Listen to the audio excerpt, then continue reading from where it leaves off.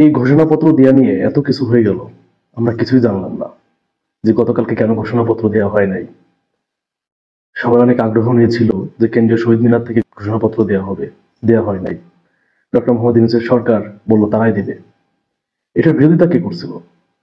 এই ঘোষণাপত্র যেন দেওয়া না হয় এটার জন্য সম্পূর্ণ বিরোধিতা করছিল আসিফ নজরুল। এবং ডক্টর মোহাম্মদ ইউনূস এটাও বলছিল যদি ঘোষণাপত্র দেওয়া হয় ডক্টর মোহাম্মদ ইউনূস পদত্যাগ করবে, এই কথা বলছিল। আর আমাদের যে তিনজন উপদেষ্টা আছে, শিক্ষার্থী আসিফ মাহমুদ, নাহিদ ইসলাম, তারপরে হচ্ছে মাহফুজ আলম, এরা বলছিল ঘোষণাপত্র যদি দিতে বাধা দেওয়া হয় তাহলে এরা পদত্যাগ করবে। দেখেন, ডক্টর মোহাম্মদ ইউনূস যে প্রধান উপদেষ্টা হবে এটা কিন্তু কোন রাজনৈতিক দলের চয়েস ছিল না। আমাকে আপনারা গালি দিবেন, বলবেন যে ভাই আপনার বিএনপি তো সব থেকে বেশি বাধা দিচ্ছে, আপনার বিএনপির সমস্যা। দেখেন, আমি বিএনপিকে সমর্থন করি, কিন্তু বিএনপির সব কাজকে কিন্তু আমি সমর্থন করি না। ফার্স্ট আপনাদেরকে এটা জানতে হবে। আমি বলি, আমার যে এলাকা, এই এলাকায় তো গণ অধিকার পরিষদের অতটা কর্মী নাই, গুটি কয়েকজন কর্মী আছে আমার পুরো উপজেলাতে। কিন্তু ওরা দলটাকে এমন ভাবে ভালোবেসে ফেলছে যে দিনাজপুরে প্রোগ্রাম হয় দিনাজপুরেও চলে যায়, রংপুরে প্রোগ্রাম হলে রংপুরে চলে যাচ্ছে, ঢাকার প্রোগ্রাম হলে ঢাকাতে চলে যাচ্ছে। কিন্তু তাদের দল কিন্তু এতটা বড় দল না। ভালো লাগার একটা জায়গা থাকে। একসময় ছাত্র রাজনীতি করছি, তো ভালো লাগার জায়গা থেকে বিএনপিকে পছন্দ করি। তাই বলে এটা না যে বিএনপির সব কাজকে আমি পছন্দ করি না। অনেক দেরি হয়ে গেছে। এই ঘোষণাপত্র এটা আরো আগে বলা উচিত ছিল। যেদিন মানে কে সরকার প্রধান হবে এই এই সিদ্ধান্ত সেনানিবাসে বঙ্গভবনে চলে গিয়েছিল, সেদিনই তো আমাদের বিপ্লব চুরি হয়ে গেছে। সেদিনই চুরি হয়ে গেছে। এখন শুধু ড্যামেজ হিসাবে আছে। যদি ড্যামেজ হিসাবে না থাকবে তাহলে এটা কেন দিতে দিল না? এটা দিতে দিতে দেয় নাই। তাহলে চিন্তা করেন যে আসিফ মাহমুদ, নাহিদ ইসলাম, তারপরে হচ্ছে মাহফুজ আলম, এরা কি তারা দিছে? এটাও বলছিল যে আমাদেরকে দিতে না দেওয়া হয় তাহলে আমরা পদত্যাগ করব। কিভাবে বাধ্য করছে? এবং ডক্টর মোহাম্মদ ইউনূস বলছে তোমরা যদি দাও তাহলে আমি পদত্যাগ করব। এটা কিন্তু আসলে দেখবেন যে আমার দেশে এই একটা প্রতিবেদন করছে এটা নিয়ে। কষ্ট লাগে ভাই যে আমরা কি চাইছিলাম আর কি পেলাম। আজকে শহীদ মিনার থেকে বলা হচ্ছে যে আগে আওয়ামী লীগের বিচার, তারপরে হচ্ছে নির্বাচন। নির্বাচনে তো কোনো প্রশ্ন আসে না। আওয়ামী লীগ কেন নির্বাচন করবে? আওয়ামী লীগ কোনো রাজনৈতিক দল? আওয়ামী লীগ তো সন্ত্রাসী দল। রাজনৈতিক দল হলে তারা নির্বাচন করতে পারতো।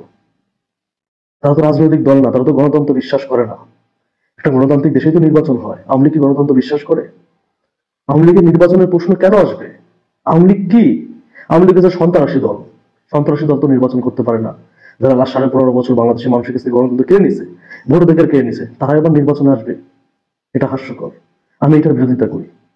বাংলাদেশের রাজনীতিতে আওয়ামী লীগ আবার ফিরে আসুক, আমি এটা সম্পূর্ণ বিরোধিতা করি। এই ছাত্রদের 1.5 মাস আগের প্রস্তাব কোনো দল সাড়া দেয়নি। যখন ছাত্ররা বাধ্য হয়ে 31 ডিসেম্বর একটা প্রোক্লামেশন অফ রেভলিউশন ঘোষণা করেছে, তখন সরকারের ভেতরে একটা ভয়ঙ্কর ভূমিকম্প হয়েছে। আসিফ নজরুল স্পষ্ট বলেছেন এটি করলে এটির সম্পূর্ণ বিরোধিতা তিনি করেছেন। একদম ছাত্রদের মুখের উপর তিনি বলেছেন এটা সম্ভব না, এটা হতে দেবেন না। এবং ডক্টর মোহাম্মদ ইউনূসকে এমন ভাবে মিসগাইড করা হয়েছে, উপদেষ্টারা করেছে, বা প্রথম আলো ডেইলি স্টার এমন ভাবে তাকে মিসগাইড করেছে, কুপরামর্শ দিয়েছে যে ডক্টর মোহাম্মদ ইউনূস পর্যন্ত বলেছেন তাহলে আমি আর সরকারে থাকবো না। যদি ছাত্ররা প্রোক্লামেশন ঘোষণা করে তাহলে আমি আর এই সরকারে থাকবো না। তিনি প্রধান উপদেষ্টার পদ ছেড়ে দেবেন। বুঝতে পারছেন? যখন এই পরিস্থিতি তৈরি হয়েছে তখন ছাত্ররা, আমাদের 3 সমন্বয়ক যারা এখন সরকারে আছে, মাহফুজ আলম, নাহিদ ইসলাম এবং আসিফ মাহমুদ, সজীব ভুইয়া, তারা 3 জন একযোগে পদত্যাগ পত্র সাইন করে সরকারকে দিয়ে দিয়েছে। বললেন যে আমরা এই সরকারে আর থাকছি না, আমরা রাজপথে থাকবো, আপনারা সরকার চালান। কারণ আমরা সরকারের এই ব্যর্থতা দায় নেব না। কারণ আমরা এই ব্যর্থতার জন্য এত মানুষের জীবন দেইনি। আমরা বেঁচে গেছি আল্লাহ বাঁচিয়ে রেখেছেন বলে, কিন্তু আমরা একদম মৃত্যুর দুয়ারে ছিলাম।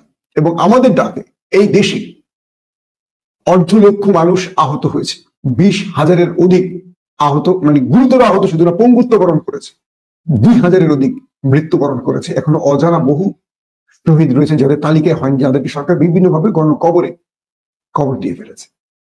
3 সমন্বয়ক বললেন এই জন্য আমরা বিপ্লব করিনি যে আপনারা হানিমুন পিরিয়ড পার করবেন, এই জন্য আমরা বিপ্লব করিনি যে সরকার ব্যর্থ হবে, এই জন্য আমরা আন্দোলন করিনি এত মানুষকে জীবনের বিনিময়ে, এত মানুষের জীবনের বিনিময়ে ফ্যাসিস্টকে সরাই নেই যে আমরা একটা বড় থ্রেটে থাকি।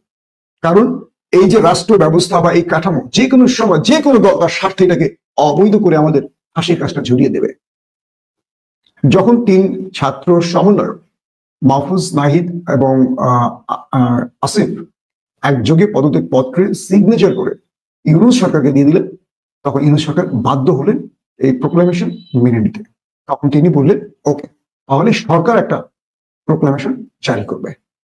এবং প্রশ্ন হলো এই সিদ্ধান্তটা একদম 11th আওয়ারে এসে কেন হলো? ডক্টর মোহাম্মদ ইউনূস, যিনি তার প্রত্যেকটা বক্তব্যে ছাত্রদেরকে একটা বড় উচ্চতায় পৌঁছে দিয়েছেন, বড় জায়গায় রেখে তার সরকার ব্যবস্থার ঘোষণার কথা বলছেন, কিন্তু বাস্তবে তিনি কেন প্রথম আলো, ডেইলি স্টার বা তার কিছু আওয়ামী ফ্যাসিজমের তোষক উপদেষ্টাদের পরামর্শ চললেন? এটা নিয়ে দারুণ রহস্য তৈরি হয়েছে। বিষয়টা এখন ক্লিয়ার করি। ছাত্ররা বুঝতে পারছেন, মানে যেহেতু ছাত্ররা একটা সরকার গঠন করেছেন, রাষ্ট্রে একটা ভয়ঙ্কর পরিবেশ ছিল, শেখ হাসিনা এই দেশের অর্থনীতিকে ভেঙে দিয়ে গেছে, প্রত্যেকটা সিস্টেম অকেজো করে দিয়ে গেছে। এই ছাত্ররা ক্ষমতায় বসে রাষ্ট্রের যে কোনো ভাবেই রাষ্ট্রটাকে একটা স্থির জায়গায় আনার জন্য ফাইট করছে। তারা কিন্তু আমাকে সমন্বয়ক যারা বলেছেন, তারা কিন্তু প্রোক্লামেশন নিয়ে চিন্তা করছিলেন, কিন্তু তারা সেই সময়টা পাচ্ছিলেন না। এত আন্দোলন হচ্ছিল, একটার পর একটা আন্দোলন হচ্ছে।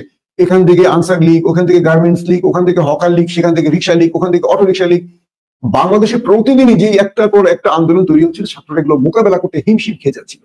আর বাকি উপদেষ্টারা তারা এসি রুমে বসে চুরুট টানছিল। কিন্তু মূলত নেপথ্যে এই আন্দোলনগুলো বন্ধ করতে, এই লীগ বাহিনীর তাণ্ডব বন্ধ করতে আমাদের ছাত্র উপদেষ্টা এবং সমন্বয়করা মোটামুটি হিমশিম খাচ্ছিল। আর অন্যদিকে বাকি যতগুলো উপদেষ্টা আছে, তারা মনে হচ্ছে যে এই মানে তারা এই বিপ্লবকে ওন করছে না, বা এই বিপ্লব তাদের কিছু না, বা তারা এখন একটা রাষ্ট্রীয় ক্ষমতা চাকরির মতো বসে 9টা 5টা অফিস করে বাসা গিয়ে ঘুমাবে, এই টাইপের ছিল। একদম সমন্বয়কদের কথাগুলো বলছি। তো এই পরিস্থিতিতে ছাত্ররা যখন দেখলেন যে কিরে ভাই, জীবন দিয়ে লড়াই করে দেশ স্বাধীন করে সবকিছু করে দিলাম, এখন রাষ্ট্র পরিচালনায় ওইসব লোকদেরকে বসিয়েছে, কিন্তু ওইসব লোক আমাদের সাপোর্ট দিচ্ছে না, আমরা তাদের সাপোর্ট দিচ্ছে না। আমাদের উপদেষ্টারা আমাদেরকে যে নির্দেশনা দিচ্ছেন, একটা আমলা সঠিকভাবে তা পালন করছে না। পুলিশ ঠিক মতো কাজ করছে না। দেখবেন যে 5 তারিখের পর নতুন সরকার গঠনের পর পুলিশের মধ্যে ব্যাপক রদবদল করা হয়েছে, কিন্তু যাদেরকে দিচ্ছি তারা কাজ করতে পারছে। আমি ডিএমপি বা ঢাকার বেশ কয়েকজন উচ্চ পর্যায়ের পুলিশের সাথে কথা বলেছি, তাদের ইতিমধ্যে সরিয়ে দেওয়া হয়েছে পদ থেকে। তারা কিন্তু খুবই আন্তরিক ছিলেন কাজের ব্যাপারে, কিন্তু তারা বলছেন যে আমাদের নির্দেশগুলো মাঠ লেভেলের পুলিশ ঠিক মতো বাস্তবায়ন করছে না। মানে আওয়ামী লীগ যাদেরকে রেখে গেছে, তারা পুরো সরকারকে ফেল করাতে একদম আদা জল খেয়ে নেমেছে, শপথ করে নেমেছে। নাহিদ ইসলাম কি বললেন যে আমাদের অধিকাংশ আমলারাই রাষ্ট্রকে সাহায্য করছে না, এবং তারা রাষ্ট্রকে ব্যর্থ করতে, সরকারকে ব্যর্থ করতে নেপথ্যে কাজ করছে, এবং তাদের বিরুদ্ধে দ্রুত ব্যবস্থা নেবে, এবং খুব দ্রুত, অল্প দিনের মধ্যে। নাহিদ ইসলাম, যিনি প্রধান সমন্বয়ক ছিলেন এই আন্দোলনে, তিনি স্টেট বলেছেন এবং সকল রাষ্ট্রের এই গুরুত্বপূর্ণ আমলাদের উদ্দেশ্যে বলেছেন, সবাইকে বলছি এই রাষ্ট্রকে রক্ষায় কাজ করেন। আর যারা ফ্যাসিজমের দোসর হয়ে রাষ্ট্রকে ব্যর্থ করতে চাচ্ছেন, তাদের সকল তথ্য আমাদের কাছে চলে এসছে, তাদের তালিকা শুদ্ধ আমাদের কাছে চলে এসছে, তাদের বিরুদ্ধে এখন আমরা ব্যবস্থা নেব। নাহিদ ইসলাম এক কথা প্রকাশ্য এইভাবে থ্রেট দিলেন আমাদের। আপনি দেখেন, আমরা সকল আইন ভঙ্গ করে, নিয়ম ভঙ্গ করে, রাষ্ট্রীয় স্বীকৃত অমান্য করে তার একটার পর একটা সরকারের চাপ সৃষ্টি করতে আন্দোলন করে যাচ্ছে। এবং আমি আপনাদের বিগত কয়েকদিন ধরে বলছি, এই মুহূর্তে যে 72 জন সচিব আছে, 72 বা 73 জন সচিবের খবর পাচ্ছি, তাদের মধ্যে 36 জনই আওয়ামী লীগের রেখে যাওয়া সচিব এখন অ্যাক্টিভ। এখানেও ছাত্রদের কিছু অভিযোগ আছে, সত্য মিথ্যা এটা রাজনৈতিক দলগুলো বিবেচনা করবেন। বলা হচ্ছে এই সরকার পতনের পর, নতুন সরকার গঠিত হওয়ার পর, একটা বড় দলের অ্যাক্টিভ লোকেরা প্রশাসনের মধ্যে রদ বদলের কাজটা করছিলেন। তো এরা এই রদ বদল করতে গিয়ে কাউকে বসিয়েছেন ঠিক মতো, কারো কাছ থেকে বড় অঙ্কের টাকা নিয়ে বসিয়েছেন। এই বড় অঙ্কের টাকাগুলো কারা দিয়েছে? আওয়ামী লীগের লোকেরা। কারণ বিএনপি বা জামাত সমর্থিত যে অফিসাররা, আমলারা রয়েছেন, এরা তো 15 বছরে খুব কঠিন সময় পার করছেন। চাকরি বাঁচাবার জন্য কোন রকম বিভিন্ন জায়গায় তাদেরকে ফেলে রাখা হয়েছে, পদোন্নতি দেওয়া হয়নি। এরা তো অর্থ ইনকাম করবেন কিভাবে? এত কিছু করতে পারেনি, শুধু চাকরিটা বাঁচিয়ে রাখার কোন রকম চেষ্টা করে গেছেন 15 বছর। কিন্তু আওয়ামী লীগের লোকগুলো তো হিউজ টাকা কামাই করছে, কেউ 1000 কোটি টাকা পর্যন্ত কামিয়েছে, এর চেয়েও বেশি কামিয়েছে এই আমলারা, অবৈধভাবে সরকারকে সহযোগিতার মাধ্যমে। তো এই লোকগুলো হুট করে যারা এই তদবির বাণিজ্যগুলো করছে, প্রশাসনের মধ্যে রদবদলের কাজগুলো করছে, তাদের মুখের উপর ধাস করে 110 কোটি টাকা দিয়ে, 50-60 কোটি টাকা এইভাবে দিয়ে তারা পদ বাগিয়ে নিচ্ছে। এখন ধরেন যে লোকটা এই পদবীর মানে প্রশাসনের মধ্যে রদবদলের কাজটা করছে, সে যেই দলেরই হোক, মানুষ দল করে কেন? একদম খোলা মনে কথাগুলো শুনবে। মানুষ দল করে কেন? যে আমার দল আসলে আমি পয়সা বানাবো। বাংলাদেশের রাজনীতিটা তো ব্যবসা। কি আপনার কি মনে হয় বাংলাদেশের রাজনীতি যে দলটার নামই বলে, কেউ কি রাজনীতি করে এই রাষ্ট্রকে রক্ষায়, এই রাষ্ট্রকে উন্নত করার জন্য? আপনার মনে হয় এই দেশে রাজনীতি যারা করেন তারা প্রত্যেকে এটা একটা ব্যবসা প্রতিষ্ঠান বানিয়েছেন? তারা এখানে আসবেন সেরা জুতা পায়, আর এখান থেকে যাবেন কয়েক ডজন মার্সিডিজ বিএমডাব্লিউ, দেশে বিদেশে বেগম পাড়ার প্রচুর সম্পত্তি। এই তো তো যে লোকগুলো হঠাৎ করে এই দুর্বল, যেহেতু ইউনূস সরকার একটা দুর্বল সরকার, ইউনূস তো কোনো বাংলাদেশের রাজনৈতিক দলের লোক ছিলেন না, ব্যবসায়ী ছিলেন, নোবেল বিজয়ী ছিলেন, শিক্ষাবিদ ছিলেন। ইউনূস বা ছাত্ররা যখন ক্ষমতায় আসতো, ছাত্রদের কোনো দল ছিল না, যেহেতু ছাত্ররাই বিজয় ছিনিয়ে আনছে। আলটিমেটলি আওয়ামী লীগকে যখন খেদানো হয়েছে, বিএনপি জামাতের লোকগুলো গুরুত্বপূর্ণ পদে বসে গেছে। আর মাঝখান দিয়ে আওয়ামী লীগের লোকেরা যারা একটু ভীতু ছিল, তারা কি করেছে, বড় বড় কিছু দলের কাছে মোটা অঙ্কের টাকা দিয়ে পিঠ বাঁচিয়ে দিয়েছে, কারণ তাদের এখন টিকে থাকতে হবে বাংলাদেশে। তারা কি করলো, আওয়ামী লীগের আমলে যে অবৈধ টাকাগুলো কামিয়েছে, সেখান থেকে ধরেন 50 কোটি টাকা দিয়ে দিয়েছে ধরেন বিএনপিকে বা জামাতকে বা ছাত্রদেরকে। আমি জানি না ছাত্ররা এই টাকা নিয়েছে কিনা, এটা আমি বলতে পারবো না। এইভাবে দিয়ে দিয়েছে, তখন তাদের পিঠ বেঁচে গেছে। কিভাবে? তাদের গ্রেফতার করা হয়নি, তাদের চাকরি খাওয়া হয়নি, বরং তারা গুরুত্বপূর্ণ পদ পেয়ে গেছে। তো যারা 50 কোটি টাকা দিয়ে সচিবের পদ ধরে রেখেছে বা তার চেয়ে বড় পদ পেয়েছে, তারা এখন কি করবে? তারা তো সরকারকে অসহযোগিতা করার জন্যই টাকাটা ইনভেস্ট করছে। একদিকে তাদের পিঠ বেঁচে গেছে, আরেকদিকে তারা ভেতর থেকে এখন সরকারকে ধ্বংস করছে। এই কাজগুলো করেছে কারা? যারা এই আমলাদের মধ্যে, পুলিশ প্রশাসনের মধ্যে রদবদলের কাজগুলো করেছে, হিউজ টাকার মালিক হয়ে গেছে তারা। তাদের আর রাজনীতি করা লাগবে না, দল থেকে সাসপেন্ড করে তাদের কিছু যায় আসে না। হাজার হাজার কোটি টাকার মালিক হয়ে গেছে মাত্র এই 5 মাসে, যেটা আওয়ামী লীগের নেতাদের সময় লাগছে 15 বছর, তাদের হয়ে গেছে পাঁচ মাসে। এই হলো রাষ্ট্রের অবস্থা। আসলে দ্বিতীয় যে বিষয়টি, যখন ইউনূস বললেন যে ছাত্ররা প্রোক্লেমেশন জারি করলে আমি ক্ষমতা ছেড়ে দিব, আমি আর সরকারে থাকবো না, আর তখন ছাত্র তাদেরকে বললেন যদি এই প্রোক্লেমেশন জারিতে বাধা দেওয়া হয় তাহলে আমরা ছাত্ররা এই সরকারে থাকবো না। 3 উপদেষ্টা একযোগে পদত্যাগ পত্রে সাইন করলেন। তখন ইউনূস মানে ওভার ছাত্রদের ওভারট্রামে ইউনূস আটকে গেলেন। ইউনূস কি করবেন? বাধ্য হয়ে বললেন ঠিক আছে, এই প্রোক্লেমেশন জারি করবে সরকার, এবং তিনি রাজনৈতিক দলগুলোর সাথে আলোচনা শুরু করলেন। এই তথ্যগুলো কিন্তু আমাদের কাছে কয়েকদিন ধরে ঘুরতেছে, কিন্তু বলতে পারতেছি না। রাষ্ট্রের মানে হাই সিকিউরিটির ব্যাপার আছে, সিক্রেটের ব্যাপার আছে। তো এরপরে যখন গভীর রাতে বৈঠকটা হলো, তখন ছাত্ররা বললো ঠিক আছে, যেহেতু সরকার আমাদের প্রোক্লামেশন জারি করছে, তাহলে আমরা মার্চ ফর ইউনিটি একটা ঘোষণা করি। অর্থাৎ এটা হবে বাংলাদেশের সকল দলমতের একটা মার্চ, যারা ঐক্যের জন্য এই মার্চে যোগ দেবে। দেখা গেল কি এখানে বড় বড় অনেক দল, জামাত বা বিএনপি আসেনি। জামাত শিবির ব্যস্ত ছিল তাদের সম্মেলন নিয়ে, বিএনপির অবস্থানটা আমি জানি না, কিন্তু বিএনপির বড় বড় নেতাদের বক্তব্যে মনে হচ্ছে তারা ছাত্রদেরকে সহ্য করতে পারছে না। খুব দুঃখজনক ব্যাপার হলো কি জানেন, রাজনীতিটা যদি রাজনীতির জায়গা হয় জনগণ এবং দেশের জন্য, সেটা একটা সুন্দর স্বচ্ছ মানে কি বলবো পরিচ্ছন্ন পথে আগায়। আর রাজনীতিটা যদি হয় ক্ষমতার লোভে, এটা কখনো সঠিক পথে এগোয় না, নোংরা ভাবে আগায়। এই যে আসিফ মাহমুদরা যে ভেতরে কি পরিমাণ চাপে আছে এখন বোঝা যাচ্ছে, কারণ তারা পদত্যাগ করতে চেয়েছিলেন। তার মানে তাদের কথা রাষ্ট্র শুনছে না। তারা এই 3 জন এক গ্রুপ আর বাকির এক গ্রুপ হয়ে গেছে। তো রাষ্ট্রের 24-25 জন উপদেষ্টার মধ্যে 3 জন কি করবেন? আর এই 3 জনের শক্তি বাকি। কিন্তু এই জন্য দায় কি আমাদের এই সমন্বয়করা? না, তাদেরকে যখন আমরা পরামর্শগুলো দিয়েছি তখন তারা এই পরামর্শগুলো নেয়নি। যখন তাদেরকে আমরা বুঝিয়েছি এভাবে এভাবে হতে পারে, তখন তারা আমাদের কথাগুলো নেয়নি। আসিফ নজরুলের জন্য তারা, ইলিয়াস যখন ভিডিও বানিয়েছে তখন আসিফ নজরুলের পক্ষে আসিফ মাহমুদ, সজীব ভুইয়া পর্যন্ত ফেসবুকে পোস্ট করেছে। আমরা যখন ফারুকের পদত্যাগ চেয়েছি, ফারুকের মুভি দেখতে চলে গেছে আমাদের নাহিদ আসিফরা। দিন শেষে যে এরা ছোবল মারবে, আমাদের এই আনারি উপদেষ্টারা বোঝে নাই। আমাদের আনারি উপদেষ্টারা বোঝে না, এবং তারা সেই ভাষণ দিচ্ছে। আজকে বৈষম্য বিরোধী ছাত্র আন্দোলন, তাদের মধ্যেও মতের পার্থক্য তৈরি হচ্ছে, তারপরও তারা একটা প্ল্যাটফর্মে আছে। কেন প্ল্যাটফর্মে আছে? কারণ তারা এখান থেকে বিচ্ছিন্ন হলে, ছিটকে পড়লে নিজে পিঠ বাঁচবে না। নিজেকে বাঁচতে হলে তাদেরকে এখন ঐক্যবদ্ধ থাকতে হবে। বর্তমান সরকার এখানে ডক্টর মোহাম্মদ ইউনূস এবং তার সাথে তার চুজ করা কয়েকজন বাদে, এবং তার চুজ করা সেগুলো আলটিমেটলি আসলে এরাও তো এই ইউনূস বাদে তো এখানে খুব বেশি যে এই সরকার দ্বারা নির্যাতিত হয়েছে এরকম নাই। তো এর বাইরে ইউনূসের বাইরে যেগুলো এই সরকারের ভেতরে ঢুকেছে বেশিরভাগই প্রথম আলো এবং ডেইলি স্টারের এই প্রেতাত্মা, তাদেরকে এখানে দেওয়া হয়েছে এবং মূলত ভারতের যে প্ল্যান বি সেটা অনুযায়ী বাংলাদেশ এখন চলছে। তো আজকের লাইভটাতে আসার মূল কারণ হচ্ছে, অনেকে হয়তো রাগ করতে পারেন, আমি মনে করি যে প্রথম আলো যেটা আজকে হয়েছে সেটা করে দেখেন ভাই, কষ্ট পায় না, আলেমদের প্রতি সম্মান রেখে বলছি, দাড়ি টুপি পরে না সব জায়গায় সবকিছু করা যাবে না, দাড়ি টুপি থেকে বের হয়ে আসতে হবে। দাড়ি টুপির চাইতো আসলে মানে এই দেশে ইসলাম থাকবে কিনা সেটা নিয়ে বেশি মনোযোগী হওয়া উচিত।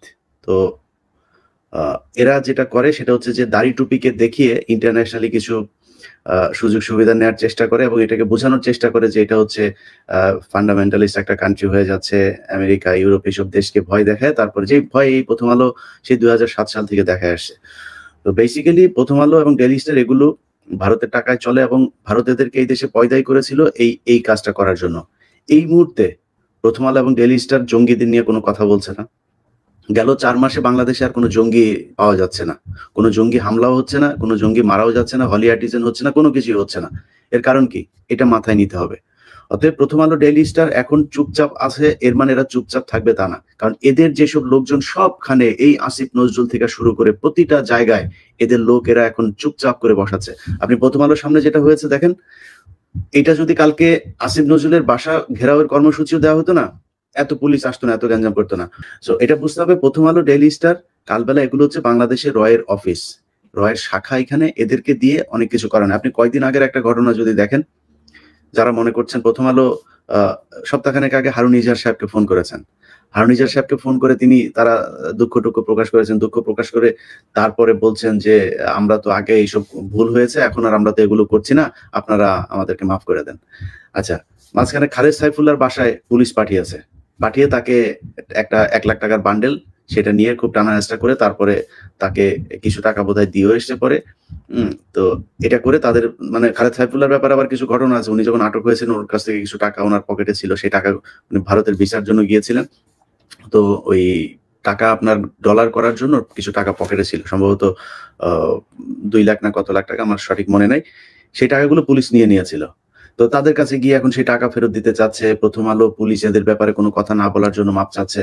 তো এগুলো করে তারা পরিস্থিতিটা শুধু ঠান্ডা করতে চাচ্ছে, কিন্তু ভেতরে ভেতরে আপনি প্রথম আলো যেই সূক্ষ্ম ব্রেন নিয়ে চলে, ওই ব্রেন নিয়ে খেলা সবসময় সম্ভব না। আমরা হয়তো অনেক কিছু কাউন্টার দিব, অনেক কিছু, আপনি দেখেন এই যে কয়েকদিন আগে একটা ছেলে তার মাকে খুন করেছে 500 টাকার জন্য, খুন করে তারপরে তার মাকে ফ্রিজের ভেতরে আটকে রেখেছেন, লাশ ভেতরে রেখে দিয়েছেন। আচ্ছা, এটা সারা বাংলাদেশের মানুষ দেখলো। 2 দিন পরে সেটা খবর বের হলো, সেই ছেলে তাকে মারে নাই, তাকে মেরেছে হচ্ছে আপনার তার পাশের তাদের ভাড়াটিয়ারা। তাকে র‍্যাব ধরার পরে আপনারা মনে আছে, একদম সাদা পাঞ্জাবি পায়জামা টুপি সব পরায় নিয়ে আসা, তারপর মিডিয়ার সামনে দাঁড় করাইলো। সারা দুনিয়ার সারা দেশের মানুষ এবং প্রতিটা এই পত্রিকা টেলিভিশনের নিউজগুলো হচ্ছে এরা মাদ্রাসার ছাত্র তার মাকে মেরে ফ্রিজের ভেতরে রেখে দিল। হ্যাঁ, তো এত সুন্দর সাদা ইস্ত্রি করা শেখ মুজিবের মতো পায়জামা পাঞ্জাবি পরায় আনার কারণ কি? কারণ এই পায়জামা পাঞ্জাবি দাড়ি টুপি এটা দেখাইতে হবে সবাইকে যে মাদ্রাসার ছাত্ররা দেখো কত ক্রুয়েল হয়। এটাই হচ্ছে তাদের কাজ।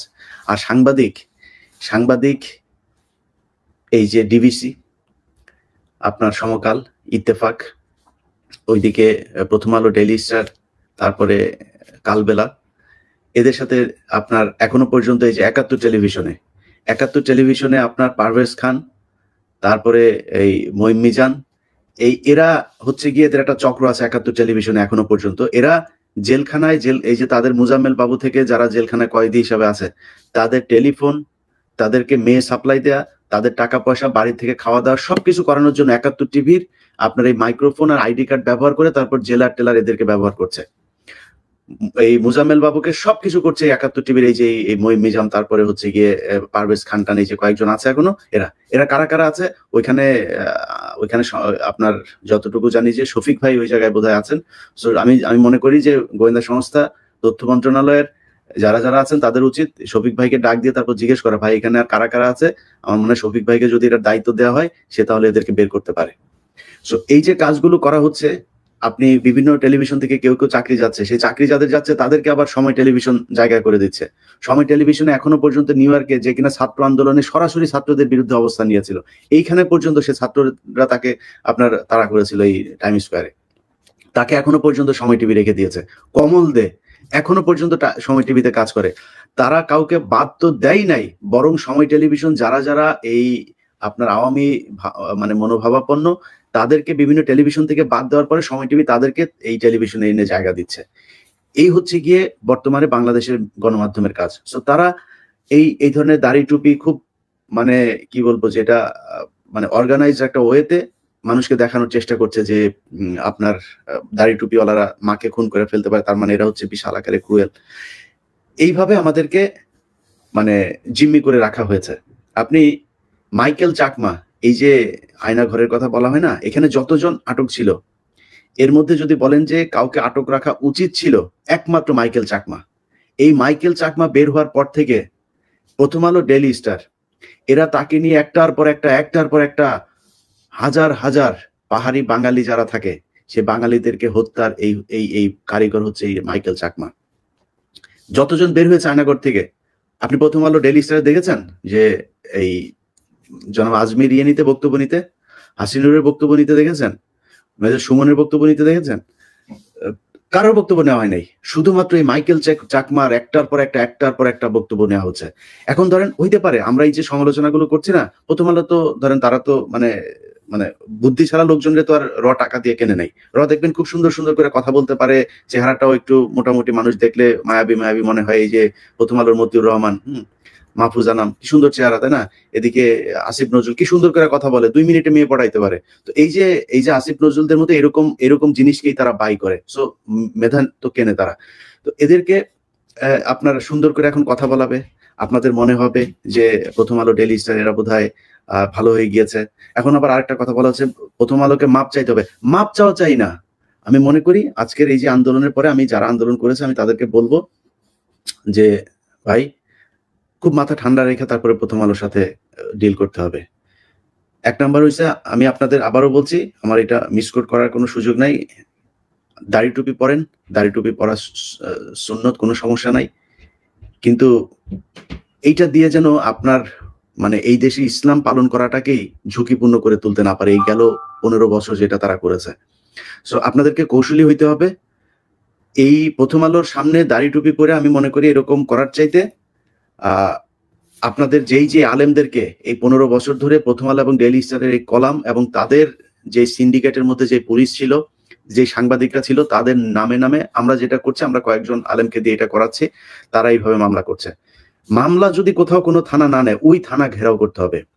আর আজকে যেই সব পুলিশরা এইখানে আপনারা এই যে আক্রমণাত্মক ছিল, এরকম কয়েকজনের চেহারা আমি দেখলাম।